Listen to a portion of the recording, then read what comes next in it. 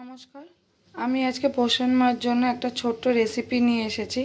এবারে পোষণ মার থিম ছিল যে অঙ্গনওয়াড়ি সেন্টারগুলোতে যেই ধরনের খাবার দাবার সাপ্লাই হয় তাতে মিলেটের ওপর কোনো রেসিপি বানাতে। তো অঙ্গনওয়াড়ির ক্ষেত্রে তো আমরা খুব বেশি এক্সপেন্সিভ জিনিস দিয়ে বানাতে পারবো না, কারণ আন্ডার প্রিভিলেজড বাচ্চা এবং উইমেনদের জন্য খাবার বানানো হচ্ছে, যেটা একসাথে হতে হবে পুষ্টিকর, নিউট্রিশিয়াস এবং ইকোনমিক্যালি মানে একটু কম কম টাকার ওপর দিয়ে তৈরি করে দিতে হবে। সেক্ষেত্রে আমি আজকে বানাতে চলেছি শ্যামা চালের খিচুড়ি। তো সেক্ষেত্রে আমি শ্যামা চাল নিয়েছি আর মুগ ডাল নিয়েছি, আর এখানে নিয়েছি কুমড়ো, আলু এবং পেঁপে। এগুলো প্রত্যেকটা জিনিসই ইজিলি অ্যাভেলেবেল এবং প্রাইসের দিক থেকে দেখতে গেলে খুবই কম। এবং কুমড়োকে বলা হয় অ্যানিম্যাল প্রোটিনের মধ্যে যত প্রোটিন থাকে সেই রকম লেভেলের প্রোটিন কুমড়োতে থাকে। তো সেক্ষেত্রে আমরা প্রত্যেকটা নিউট্রিশিয়াস জিনিস দিয়ে আজকের এই রান্নাটা করব। সমস্ত ভেজিটেবলসগুলোকে ভাজার জন্য নুন আর একটু হলুদ দিয়ে ভাজার জন্য করে দিয়েছি। একটু ভেজে নেবো হালকা করে, যাতে খিচুড়িটা যখন বানাবো তখন দিতে পারি।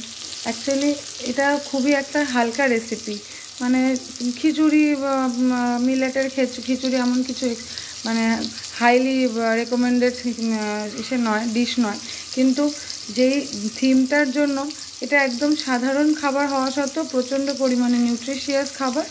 এবং প্রেফারেবলি অঙ্গনওয়াড়ি ওয়ার্কারদের বা অঙ্গনওয়াড়ি যে সেন্টারগুলো যেখানে আন্ডার প্রিভিলেজ বাচ্চা এবং মায়েরা রয়েছে তাদের জন্য তো সবসময় খুব এক্সপেন্সিভ, খুব হাইলি প্রোটিশিয়াস খাবার আনা যায় না। তো সেক্ষেত্রে এটা খুবই হেল্পফুল। রান্নায় আসবো।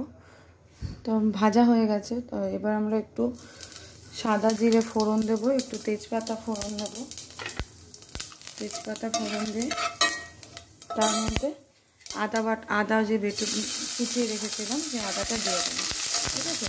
এরপরে এর মধ্যে পরপর ডাল এবং শ্যামা চালটা, যেটা বার্নিয়ার্ড মিলেট বলে ইংলিশে বলা হয়, তো সেটা দিয়ে একটু নাড়াচাড়া করবো, হালকা করে ভেজে নেব। মোটামুটি হালকা ভাজা হয়ে গেছে। এবার একে একে এখানে কিছু আমি হালকা করে মশলা দিয়ে নেবো, যেমন হলুদ গুঁড়ো, জিরে গুঁড়ো, এগুলো হলো বেসিক মশলা। তো সেগুলো আমি দিয়ে নিচ্ছি হালকা করে, দিয়ে তারপরে আবার নেড়ে সমস্ত মশলা দিয়ে এটাকে ভালো করে নাড়ানো হয়ে গেছে। দিয়েছি হলো জিরের গুঁড়ো, যেটা হজমে আমাদের সাহায্য করে। এগুলো তো বেসিক মশলা, একদম সামান্য পরিমাণে দেওয়া হয়েছে, কোনো স্পেশাল এক্সট্রা মশলা দেওয়া হয়নি, সমস্ত বেসিক জিনিস দিয়েই করা হচ্ছে। এবার এর মধ্যে আমি ভেজিসগুলো অ্যাড করে দেবো, মানে যে পেঁপে, আলু আর কুমড়ো আমি ভেজে রেখেছিলাম সেইটা, তার সাথে একটা কাঁচা লঙ্কা দিয়ে দেবো। শুকনো লঙ্কা আমি এখানে একটু ইউজ করিনি, আমি শুকনো লঙ্কা ইউজ করলে একটু টেস্টটা আরও এনহ্যান্স হতো, কিন্তু আমি ইউজ করিনি কারণ বাচ্চারাও তো খাবে, সেই বেসিক করে শুকনো লঙ্কা আমি ইউজ করিনি। ভাজা আমার হয়ে গেছে। এবার আস্তে আস্তে এর মধ্যে জল দিয়ে দেবো খিচুড়িটার জন্য।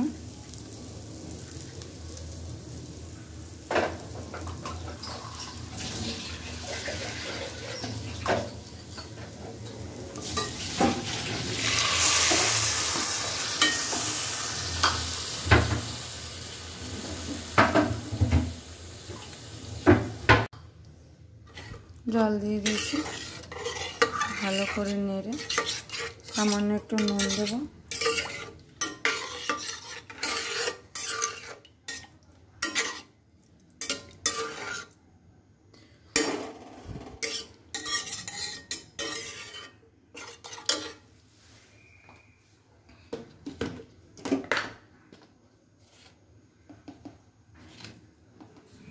সামান্য একটু নুন দিলাম, আগে অল্প একটু নুন দিয়েছিলাম।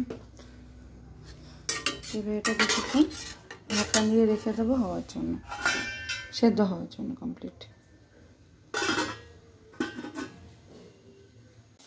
দেখুন জল দেওয়ার ফলে কিছুক্ষণ ধরে সব ভেজিটেবলসগুলো সেদ্ধ হলো আর রান্না হয়ে এসেছে প্রায়, আর একটুখানি হবে, একটু টেনে নিই, তারপরে আবার দেখাবো আমরা।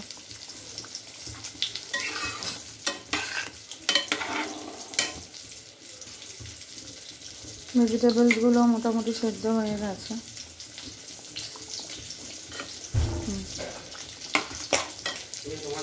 তো আমাদের রান্না হয়ে গেছে।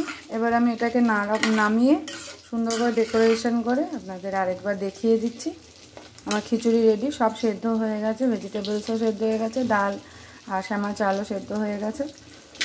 তো আমি নামিয়ে তারপর ডেকোরেশন করে আপনাদের, ও আচ্ছা, সামান্য একটুখানি গরম মশলা দিয়ে দিচ্ছি, যেহেতু একদম নিরামিষ, তো সামান্য একটু গরম মশলা দিলে এটা একটু টেস্টি হবে, তো সবাই খেতে ভালো লাগবে আর কি। এই যে গরম মশলা, এটা আমি মিশিয়ে দিলাম। এবার আমি গ্যাসের ওভেনটা বন্ধ করে দেবো।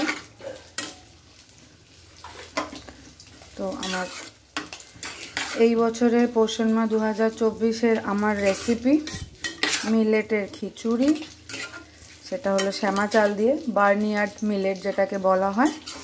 তো এটা মোটামুটি রেডি হয়ে গেছে, আমি এবার ডেকোরেশন করে আপনাদেরকে দেখাচ্ছি। তো ফাইনালি আমার মিলেটের খিচুড়ি, শ্যামা চালের খিচুড়ি রেডি। তো এটা ফাইনাল লুক। তো এবার আমি অফিসে নিয়ে যাচ্ছি, এবার জাজরা টেস্ট করে দেখুক যে আমার সব থেকে ইকোনমিক্যালি সব থেকে কম টাকার মধ্যে সব থেকে নিউট্রিশিয়াস একটা ডিশ তৈরি করেছি। খুবই ইজি এবং সব ইজিলি অ্যাভেলেবেল ভেজিটেবলস, যেগুলো বাড়ির পাশাপাশি গাছেতেই পাওয়া যায়, সেই ধরনের ভেজিটেবলস এবং মিনিমাম মশলা দিয়ে তৈরি করা আমার এই ডিশ। আশা করি আপনাদের সবার ভালো লাগবে। Thank you.